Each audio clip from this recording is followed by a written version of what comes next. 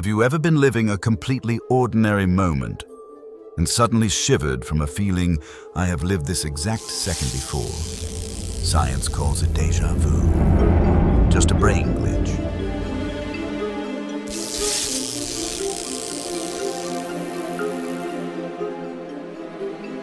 But today, some theoretical physicists are asking a deeply unsettling question. What if it's not your brain making an error? What if you are actually reliving this moment? What if you've already experienced it hundreds, even millions of times? What if our entire universe and your whole life is sitting inside a black hole? I don't mean a black hole that ends everything. I mean a black hole that gives birth to a new universe repeating in a cyclical loop. Would you believe it?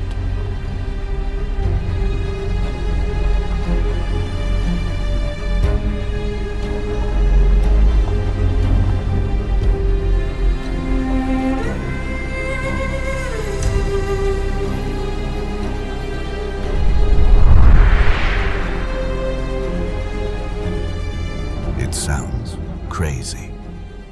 But data from James Webb and the equations of black holes are making this idea increasingly hard to dismiss. In today's journey, we will explore whether this is real, and if it is, what it actually means for you.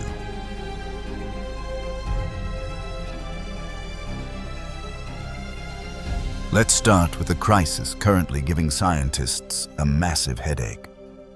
The James Webb Space Telescope was launched with a clear mission to look back in time at the early universe when everything was young and chaotic. Scientists expected to see primitive, tiny galaxies that had barely formed. But what Webb actually saw shocked everyone. Just 300 million years after the Big Bang, an incredibly short time in cosmic history, Webb detected massive, mature, and extraordinarily bright galaxies. They were already packed with stars and well-structured, whereas standard models said they should have taken billions of years to build. Among them were objects called little red dots, tiny but intensely luminous dots packed with a stellar mass.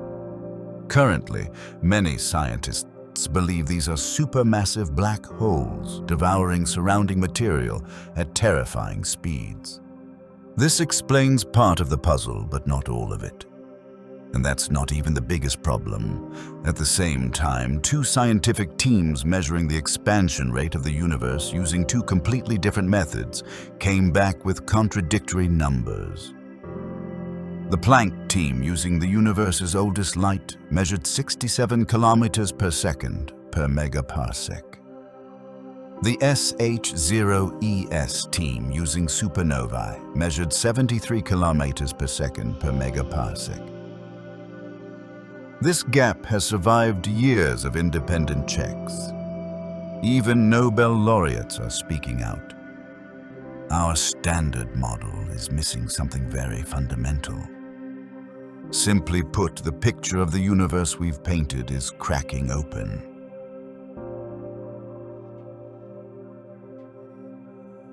And here is the detail that is deeply unsettling to many scientists. A research team analyzing data from James Webb discovered something very strange. Most of the oldest galaxies we see are rotating in the exact same direction. It is not random as we once thought. Under the old theory, after the Big Bang, everything should have scattered randomly, spinning in all directions. But the data shows they seem lined along a common rotational axis. This is just a single study on a few hundred galaxies and is still heavily debated, but if this result holds true, it tells us something massive. The early universe already possessed angular momentum before it was even born. And that leads us to a physicist few people have heard of, Nikodem Poplawski. He proposed a model that many consider daring, yet intensely logical.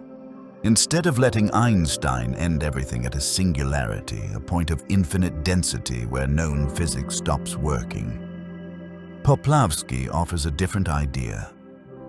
When a massive star collapses into a black hole, matter is compressed to the absolute extreme. At this point, a force called torsion, generated by the quantum spin of matter, creates a massive repulsive force. It prevents the star from collapsing forever into an infinite point. Instead, it bounces back like a spring compressed to its absolute limit. That rebound triggers a catastrophic explosion. From inside the black hole, that bounce is indistinguishable from the Big Bang. In other words, the death of a star in a parent universe becomes the birth of a child universe inside the black hole it leaves behind. This is not a mainstream theory yet, but its beauty lies in how it explains multiple things at once. Why did the universe expand so rapidly at the very beginning? Inflation, why the cosmic microwave background is so incredibly uniform.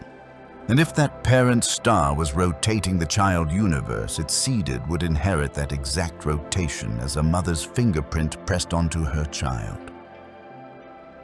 To put it simply and personally, we might not be the product of a random explosion. We could be the child of a star that died long ago in another universe, and our mother's footprint is still visible in the way the most distant galaxies spin. Now let's do a quick piece of math that might keep you awake tonight. If we take the total mass of the entire observable universe and plug it into Schwarzschild's formula, the exact equation used to calculate the size of a black hole, do you know what happens? The result matches the exact size of our actual universe. Cosmologists carefully call this a mathematical coincidence. But in physics, when a coincidence this precise appears at the very edge of reality, it's never just an accident. It means we are staring at a massive question we haven't even learned to ask yet. So, what does it actually feel like to exist inside a black hole? Look around your room right now. You don't have to imagine it because you are living it. Inside a black hole, no signal can ever escape past the boundary. Our universe is exactly the same. The most distant regions of space are receding from us faster than light. If you turn on a flashlight right now and fire a photon toward the edge of space, it will travel for billions of years and never arrive. The horizon retreats faster than anything can chase it. We live in a strict geometric sense inside a one-way cage. Every telescope ever built, every photon that has ever touched your eyes tonight came from inside this edge. Whatever lies beyond it has never spoken to us, and it never will. The four human beings about to experience this are the crew of Artemis, 2 Reed Wiseman, Victor Glover, Christina Koch, and Jeremy Hansen. As their spacecraft passes behind the far side of the moon, all communication with Earth will be completely severed for 40 minutes. No signal out, no signal in. They will float in absolute silence, watching Earth, our home planet, slowly gets swallowed behind the cold gray curve of the lunar surface. For those 40 minutes, Earth is no longer a homeland. It is just a tiny, fragile blue dot drifting in the endless dark. It will be the moment these 4 people feel more clearly than anyone in modern history. What it means to exist inside a boundary. A place where light and information cannot cross. And when the ship loops back when Earth reappears and the radio link reestablishes, the first thing they will do is call home. They will understand deeper than anyone else the reality of existing inside a bounded universe and the sacred value of still being able to call home. And if Artemis represents flesh and blood humans crossing the lunar boundary just to find a way to call home, Voyager 1 is the absolute furthest arm humanity has ever extended, calling back from beyond the edge of our solar system. It is the only object humanity has ever pushed beyond the boundary of our solar system's influence. It did it on a plutonium battery and 1970s hardware. And the team that listens for it refuses to stop. There is something in that refusal worth sitting with a species pressing against the edge of its observable world, not because it expects to escape, but because pressing is what we do. If the black hole cosmology model is correct, the black holes we observe inside our own universe are not graves. They are thresholds. Each one potentially seeding a new universe in a dimension adjacent to ours, inheriting slightly modified physical laws, evolving its own stars and its own questions. The structure is nested in continuous universes, giving birth to universes across time scales that make our entire cosmic history look like a single frame. And the déjà vu torsion-based models conserve quantum information across the bounce. The specific configuration of our universe is not random, it is inherited. Whether that inheritance leaves any trace in the firing patterns of a biological brain is genuinely unknown. But the question sits exactly at the boundary where quantum information theory and cosmological cycling meet. Physics cannot answer it yet, which means it is still open, which means it is still the most interesting place to look. A black hole is not where matter ends. Under torsion, it is where matter transforms, compressed beyond its previous form and launched into something entirely new. The star that died in a parent universe we will never observe gave everything to that compression.